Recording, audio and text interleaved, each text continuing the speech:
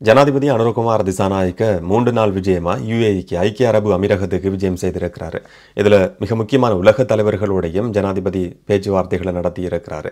சில நன்மைகள் சலுகைகள் இலங்கைக்கு கிடைக்கிறதுக்கான வாய்ப்பு இருக்கு. ஜனாதிபதி அனுரகுமார் திசாநாயக்கவினுடைய யுஏஇ ஐக்கிய அரபு அமீரகத்துக்கான விஜயம் மூலமா இலங்கைக்கு எப்படியான நன்மைகள் எல்லாம் கிடைக்கலாம் என்றதை பற்றி தான் இந்த காணொலியில பார்க்க போறோம். சுருக்கமா விளக்கமா பார்க்கலாம். வணக்கம், நான் கிருஷாந்த் ராஜ். உலக அரச தலைவர்களினுடைய மாநாடு யுஏஇயில் ஐக்கிய அரபு அமீரகத்தில் 3 நாட்கள் நடக்குது. இதில் கலந்து கொள்றதுக்காக ஜனாதிபதி அனுரகுமார் திசாநாயக்கவும் அங்கே போயிருக்கிறாரு. அங்கே போய் பல நபர்களோடையும் முன்னாள் உலக தலைவர்கள் இந்நாள் உலக தலைவர்களுடையும் ஜனாதிபதி அனுரகுமார் திசாநாயக்க சந்தித்து பேச்சுவார்த்தை நடத்தி இருக்கிறார். இன்றைக்கு உலக அரச தலைவர்கள் மாநாட்டில் ஜனாதிபதி உரையாற்றியிருந்தார். கிட்டத்தட்ட 150க்கும் அதிகமான நாடுகளை சேர்ந்த 4000க்கும் அதிகமான பிரதிநிதிகள் இந்த மாநாட்டில் கலந்து கொண்டிருந்தாங்க. அதிகமாக தொழில்நுட்பம் சார்ந்த விஷயங்கள், எப்படி இந்த உலகம் தொழில்நுட்ப சிக்கல்களை எதிர்நோக்க போகுது, இதன் மூலமா பொருளாதாரத்துக்கு என்ன மாதிரியான நன்மைகள் கிடைக்கும் என்றதை பற்றி உலக தலைவர்கள் மத்தியில் ஒரு கலந்துரையாடலா இந்த சந்திப்பு அமைஞ்சிருந்தது. ஜனாதிபதி அனுரகுமார் திசாநாயக்கவும் இலங்கையினுடைய இல்லாட்டி அரசாங்கத்தினுடைய கொள்கைகள் சம்பந்தமா சில விஷயங்களை இதில் தெளிவுபடுத்தி இருந்தார். ஒரு பொருளாதார ஸ்திரத்தன்மையை ஏற்படுத்துறதுக்கும் பொருளாதார மறுசீரமைப்பை ஏற்படுத்துறதுக்கும் சமூக நீதி இதில் எல்லாத்திலையும் சர்வதேசத்தினுடைய ஒற்றுமை உலக தலைவர்கள் ஒன்றா சேர்ந்து செயற்படணும் என்ற மாதிரியான கருத்தை ஜனாதிபதி அனுரகுமார் திசாநாயக்க அங்கு உரையாற்ற நேரத்தில் முன் வச்சிருந்தார். தொழில்நுட்ப சவால்கள் என்றது இந்த நாட்களில் எல்லா நாடுகளும் எதிர்நோக்கிற மிக பிரதானமான ஒரு பிரச்சனை. சைபர் செக்யூரிட்டி, சைபர் பாதுகாப்பு சம்பந்தமாகவும் உலக தலைவர்கள் கவனம் செலுத்தணும் என்று சொல்லி தன்னுடைய பங்குக்கு ஜனாதிபதி அனுரகுமார் திசாநாயக்க சில விஷயங்களை இதில் சொல்லியிருந்ததையும் பார்க்க முடிஞ்சது. தன்னுடைய உரையை நிறைவு செய்யும் போது மார்ட்டின் லூதர் கிங்கினுடைய ஒரு வாசகத்தை இந்த மாநாட்டில் அனுரகுமார் திசாநாயக்க பதிவு செய்திருந்தார். நாங்கள் எல்லாருமே சகோதரர்கள் சமத்துவத்தோட நட்புறவோட வாழ பழகி கொள்ளணும் என்ற மாதிரியான ஒரு கருத்தோட ஜனாதிபதியினுடைய அந்த உரை முடிவுக்கு வந்திருந்தது. ஆரோக்கியமான ஒரு விஷயம். ஆனால் அதை நடைமுறையிலையும் சில இடங்கள்ல காட்ட வேண்டியிருக்கு. ரெண்டாவது முதலீடுகளை ஊக்குவிக்கிறது, முதலீடுகளை பாதுகாக்கிறது சம்பந்தமா இலங்கைக்கும் ஐக்கிய அரபு அமீரகத்துக்கும் இடையில ஒரு உடன்படிக்கை கைச்சாத்திடப்பட இருக்கு. இந்த உடன்படிக்கைக்கு சில நாட்களுக்கு முதல்ல அமைச்சரவையும் அனுமதி கொடுத்திருந்தது. அமைச்சர்கள் அனுமதியும் பெறப்பட்டிருக்கு. சட்டமாதிபரினுடைய அனுமதியும் பெறப்பட்டிருக்கு. உத்தியோகபூர்வமா இந்த உடன்படிக்கை 2 நாடுகளுக்கும் இடையில அரசு தலைவர்கள் இல்லாட்டி அமைச்சர்களுக்கு இடையில இன்றைக்கு இல்லாட்டி நாளைக்கு கைச்சாத்திடப்படலாம் என்று சொல்லி எதிர்பார்க்கப்படுது. இதுவரைக்கும் இலங்கைக்கு வர்ற முதலீட்டாளர்களுக்கு எப்படியான ஒரு பாதுகாப்பு இருக்கும் என்றது சம்பந்தமான ஒரு கேள்வி இருக்கு.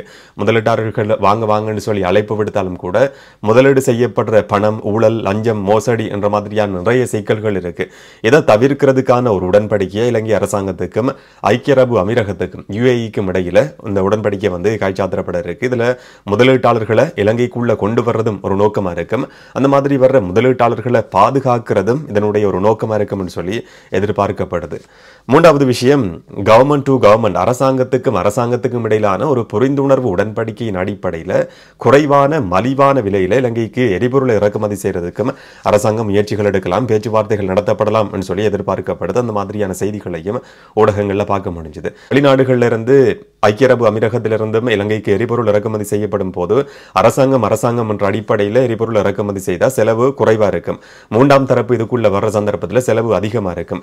இதுக்கு முதல்ல இருந்த அரசாங்கங்களுக்கும் இதே யோசனை முன்வைக்கப்பட்டிருந்தது. ஆனா இதுக்கு முதல்ல இருந்த ஆட்சியாளர்கள் இதை பெருசா கவனத்தில் கொள்ளல. அந்த மூன்றாம் தரப்பு முதலீட்டாளர்களுக்கும் அரசியல்வாதிகளுக்கும் இடையில சம்பந்தம் இருந்தது. அதுலேயும் லஞ்சம் மோசடி நடக்குது என்ற ஒரு குற்றச்சாட்டு இதுக்கு முதல்ல முன்வைக்கப்பட்டிருந்தது. ஆனா இந்த ஆட்சி காலகட்டத்தில் அரசாங்கங்களுக்கு இடையிலான உடன்படிக்கையா தான் பெரும்பாலும் எல்லா உடன்படிக்கைகளும் இருக்கும். மூன்றாம் தரப்புக்கு அதிகமான இடம் கொடுக்கப்படாது என்றதன் அடிப்படையில் எரிபொருளை யுஏஇலிருந்து குறைஞ்ச விலையில இறக்குமதி செய்யறதுக்கும் அரசாங்கத்துக்கும் இடையில ஒரு உடன்படிக்கை கைச்சாத்திடப்படலாம் என்று சொல்லி எதிர்பார்க்கப்படுது. எரிபொருளுக்கு இந்த அரசாங்கம் அதிகமான முக்கியத்துவம் கொடுத்திருக்கு. ஹமாந்தோட்டையில் எரிபொருள் சுத்திகரிப்பு நிலையத்தை அமைக்கிறதுக்கு 3.7 பில்லியன் அமெரிக்க டாலர் பெறுமதியான ஒரு உடன்படிக்கையில சீனாவோட இலங்கை அரசாங்கம் கைச்சாத்திட்டு இருந்தது. சபுகஸ்கந்த எரிபொருள் சுத்திகரிப்பு நிலையத்தை புனரமைக்கிறதுக்கு மறுசீரமைக்கிறதுக்கும் அரசாங்கம் நடவடிக்கை எடுத்திருக்கு என்ற செய்திகள் வெளிவந்திருந்தது. இந்த விஜயத்திலேயும் ஜனாதிபதி அனுரகுமார் திசாநாயக்க இதை பற்றி மிக முக்கியமான பேச்சுவார்த்தைகளை நடத்துவார் என்ற மாதிரியான செய்திகள் வெளிவந்திருந்ததையும் பார்க்க முடிஞ்சது. இதுவும் இலங்கைக்கு ஒரு வகையில நன்மை கொடுக்கிற மாதிரியான விஷயமா இருக்கு. 4வது குவைத் பிரதமர் ஷேக் அகமதுக்கும் ஜனாதிபதி அனுரகுமார் திசாநாயக்கவுக்கும் இடையில் ஒரு சந்திப்பு நடந்திருந்தது. இலங்கையில் ஒரு ஸ்திரமான தன்மை ஏற்பட்டிருக்கு, நிதி ஸ்திரத்தன்மையும் ஏற்பட்டிருக்கு, அரசியல் ரீதியான ஸ்திரத்தன்மையும் ஏற்பட்டிருக்கு. சில மிக முக்கியமான துறைகளில் முதலீடு செய்யறதுக்கான வாய்ப்பு இருக்கு. சுற்றுலாத்துறையும் விரிவாக்கம் செய்யப்பட்டிருக்கு. இதனால குவைட்ல இருந்து முதலீட்டு திட்டங்களை ஊக்குவிக்கிறது, முதலீட்டு திட்டங்களை பெற்றுக்கொள்றதும், முதலீட்டாளர்களை ஊக்குவிக்கிறதும், சுற்றுலா பயணிகளை அதிகமாக ஈர்க்கிறதும் இந்த சந்திப்பினுடைய ஒரு நோக்கமா சில நேரங்கள் இருக்க முடியும். இலங்கையில் ஏற்பட்டிருக்கிற மாற்றங்கள் சம்பந்தமா ஜனாதிபதி அனுரகுமார் திசாநாயக்க குவைத் பிரதமருக்கு சில விஷயங்களை சுட்டி காட்டியிருந்தார். என்ன சொன்ன, இலங்கையிலிருந்து அதிகமான மக்கள் குவைட்டுக்கு போய் வேலை செய்யறாங்க. கிட்டத்தட்ட 1,55,000 பேர் இலங்கையர்கள் குவைட்ல இருக்கிறதா சொல்லப்படுது. தொழிலாளர்கள் என்ற அடிப்படையில் இவங்க மூலமா இலங்கைக்கு $700 மில்லியன் வருமானம் கிடைக்குது. இது 2 நாடுகளுக்கும் நன்மை கொடுக்கக்கூடிய ஒரு விஷயம். குவைட்டுக்கு வேலை வாய்ப்பு இருக்கு, அங்க தொழிலாளர்கள் தேவைப்படுறாங்க. அது மாதிரி இலங்கையிலிருந்து தொழிலாளர்கள் குவைட்டுக்கு போகும் போது அதன் மூலமா இலங்கை அரசாங்கத்துக்கும் ஒரு வருமானம் கிடைக்குது. அப்ப குவைட் அரசாங்கத்தோடையும் ஒரு நல்ல உறவு பேண வேண்டிய அவசியம் இருக்கு. முதலீட்டு திட்டங்களையும் ஊக்குவிக்கிறது நோக்கமாக கொண்டு இந்த சந்திப்பு நடத்தப்பட்டிருக்குன்னு சொல்லி நம்ம பார்க்க முடியும்.